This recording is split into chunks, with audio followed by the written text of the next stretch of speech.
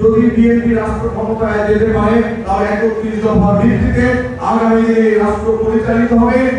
গত ফ্যাসিবাদী সরকার এই রাষ্ট্রকে যে ক্ষত বিক্ষত করেছে, ধ্বংস করেছে, প্রত্যেকটা স্তম্ভকে, প্রত্যেকটা পিলারকে তারা ক্ষত বিক্ষত করেছে, ধূপে ধূপে খেয়ে ফেলেছে। এগুলোকে আমরা মেরামত করতে চাই।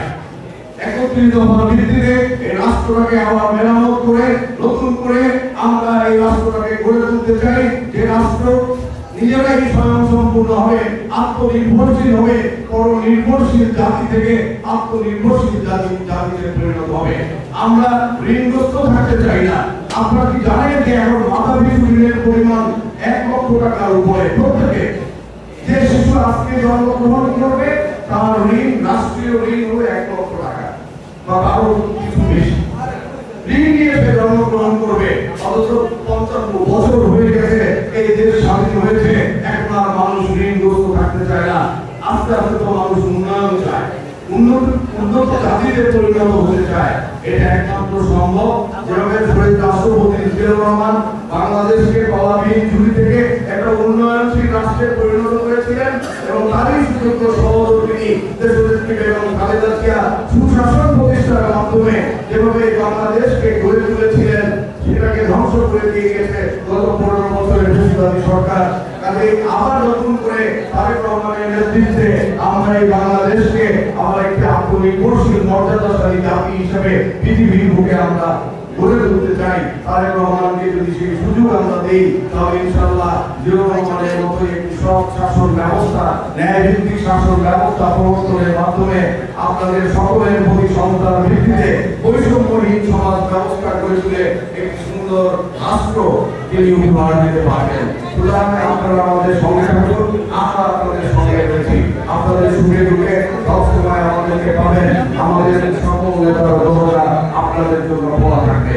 আমাদের প্রত্যেক নেতাই মাটি এবং মানুষের সঙ্গে মিশে কাজ করে, আপনাদের অধিকার আদায়ের জন্য কাজ করে। এই যে পেরেছে তারা শুধুমাত্র আপনাদের ভোটের অধিকার আদায়ের জন্য। সুতরাং এই নেতাদের সঙ্গে শহীদুল ইসলাম টিটুর নেতৃত্বে তাকে আমি খুব পছন্দ করি, কারণ আমি দেখেছি যে সে কথা এবং কাজে সবসময় একই রাখে। আন্দোলন সংগ্রামেও যেমন তার ভূমিকা ছিল, আবার এখন মানব সেবার জন্য, জনগণের সেবার জন্য দলের নির্দেশনা মেনে তিনি প্রত্যেকটি সেবামূলক কর্মসূচি গ্রহণ করছেন। এই যে আজকে এই কর্মসূচিটা গ্রহণ করেছেন, সেজন্য তাকে ধন্যবাদ জানাই। খাদ্য সামগ্রী তুলে দেওয়ার কর্মসূচি এবং সামনে ঈদ আসছে, আমি বিশ্বাস করি আপনাদের জন্য আরো কিছু প্রচেষ্টা আমাদের থাকবে। আপনাদের নিয়েই আমাদের স্বপ্ন, আপনাদের ঘিরেই আমাদের সকল কর্মসূচি। সুতরাং আপনারাও আমাদের পাশে থাকার চেষ্টা করবেন।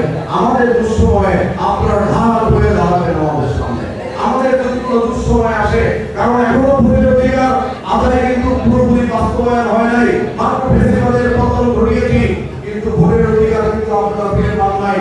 বর্তমান অন্তর্বর্তীকালীন সরকার ৯ মাস হয়েছে, এখনো তারা নির্বাচনের তারিখ ঘোষণা করে নাই। তবে আমাদের নেতা জনাব তারেক রহমান বলে দিয়েছেন ডিসেম্বরের মধ্যে নির্বাচন দিতে হবে।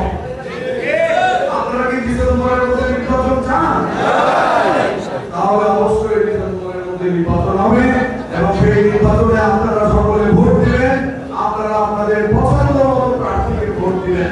যদি আল্লাহ আমাদেরকে তৌফিক দেয়, আমাদের দল যদি আমাদেরকে নির্বাচন করার জন্য সামনে দেয়, তাহলে আপনাদের সামনে এসে দাঁড়িয়ে আবার ভোট চাইবো। আজকে ভোট চাইতে আসি নাই, আজকে আপনাদের মাঝে তহরক বিতরণ করতে এসেছি। সুতরাং এখন তহরক বিতরণ হবে। আমি আমার বক্তব্য এখানে শেষ করছি। রাষ্ট্রপতি জিয়াউর রহমানের আত্মার